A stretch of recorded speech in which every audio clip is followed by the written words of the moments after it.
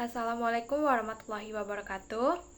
Perkenalkan, nama saya Elvi Suryani. Saya dari Prodi Pendidikan Bahasa Inggris semester 6 di STKIP Al-Maksum Langkat. Tujuan dari pembuatan video ini yaitu untuk memenuhi ujian akhir semester pada mata kuliah Sejarah Peradaban Islam dan Kebudayaan. Materi yang saya sampaikan merupakan rangkuman dari ceramah Ustadz Budi Ashari dengan judul Puncak Kejayaan Peradaban Islam dari kanal YouTube Ruang Ilmu dan Kajian yang diunggah pada tanggal 29 Februari tahun 2020. Di 5 menit pertama, Ustadz Budi menegaskan bahwa kejayaan Islam adalah fakta sejarah yang tidak bisa dipungkiri. Umat Islam pernah berada di puncak peradaban unggul dalam banyak aspek, bukan hanya dalam hal politik, militer, tetapi juga pengetahuan filsafat, seni, budaya, dan tata kelola pemerintahan. Para ilmuwan muslim melahirkan karya berharga dalam kedokteran, matematika, astronomi, hingga sastra. Hal ini membuktikan bahwa Islam bukan hanya sekedar agama, tetapi juga peradaban besar yang memberi kontribusi nyata bagi umat manusia. Di menit ke-11, beliau juga menjelaskan bahwa kemajuan Islam berdiri atas nilai iman dan keadilan. Contohnya adalah peristiwa di Samarkand, di mana masyarakat memilih kepemimpinan Islam karena keadilan yang ditegakkan. Bahkan pada masa Muhammad Al-Fatih, masyarakat Kristen Ortodok Konstantinopel merasa lebih nyaman di bawah pemerintahan Islam. Hal ini menunjukkan bahwa kekuatan umat bukan hanya pada jumlah pasukan, melainkan pada prinsip kebenaran dan keadilan yang dijunjung tinggi. Selain itu, Islam juga memiliki pandangan komprehensif tentang pembangunan. Kemajuan tidak boleh merusak bumi, sebab Islam adalah rahmat bagi seluruh alam semesta.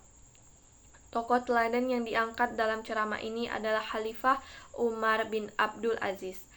Beliau mendirikan lembaga Al-Matolim untuk menerima aduan rakyat tanpa syarat bukti tertulis. Dalam kepemimpinannya yang singkat, Umar bin Abdul Aziz berhasil menciptakan kemakmuran hingga rakyat tidak lagi membutuhkan zakat. Ustadz Budi juga menekankan pentingnya pendidikan atau tarbiyah yang utuh dan seimbang. Beliau membaginya ke dalam 3 pilar, yakni tarbiyah jasadiyah atau pendidikan fisik.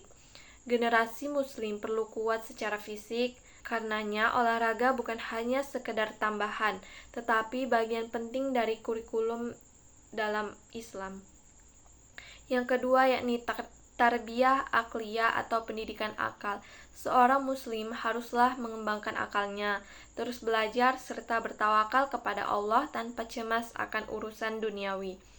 Yang ketiga adalah sejarah sebagai guru. Sepertiga isi Al-Quran adalah kisah sejarah. Dengan memahami sejarah kejayaan Islam, umat Islam dapat membangun kembali peradaban yang gemilang.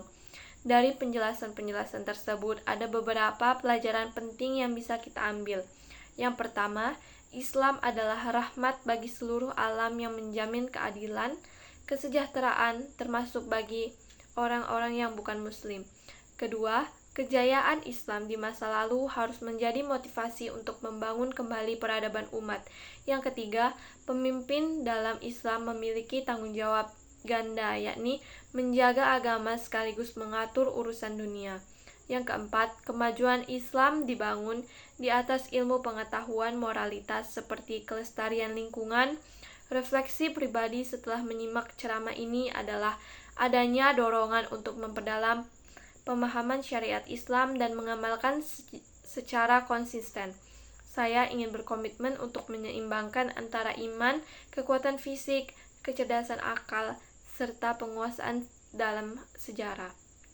Hal itu, saya berusaha menerapkan nilai keadilan dan keteladanan dalam keluarga, lingkungan sekitar saya, hingga masyarakat luas.